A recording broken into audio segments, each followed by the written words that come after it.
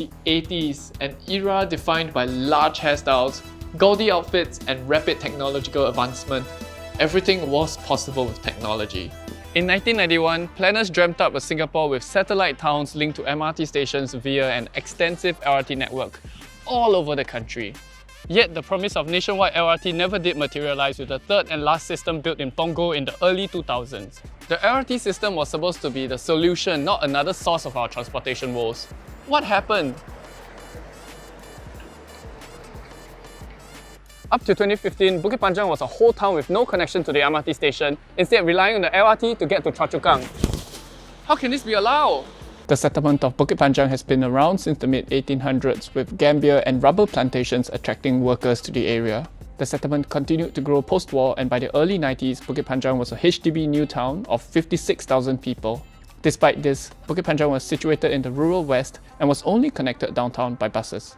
The solution was obvious. Why build a regular train with high capacity when you can build a state-of-the-art, shiny driverless pod? And so then Communications Minister Ma Baotan embarked on a world tour in 1994 to find the perfect system. Some of the projects that he visited included the wacky suspended monorail in Japan and Dortmund, as well as the light rail systems in Germany and France.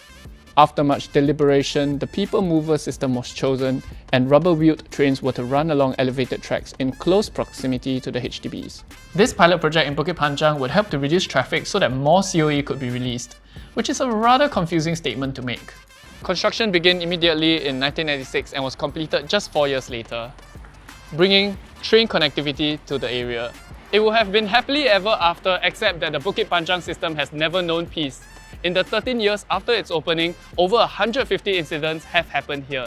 Incidents including the stalling of trains resulting in commuters having compulsory participation in a high elements course, doors opening while trains were moving, and even wheels falling off. So here's the problem. Singapore's LRTs are technically people movers that are most commonly found in airports.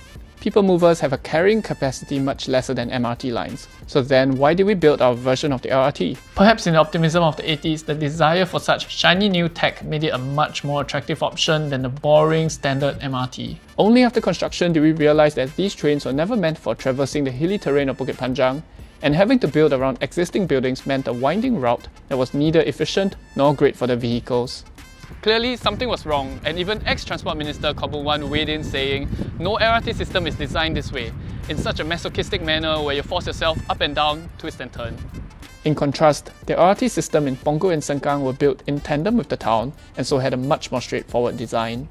As a result of this admittedly poor planning and an even poorer system, a further 344 million will be spent to strip and rebuild nearly the entire Bukit Panjang LRT system, replacing the old trains and updating their signalling system. Come 2026, the Bukit Panjang LRT will be a brand new, old system undergoing the same refreshes as the other MRT lines after the great MRT breakdown of 2012. As Bukit Panjang town grows taller and denser, the teeny-weeny LRT will continue to serve the commuters as best as the teeny-weeny can.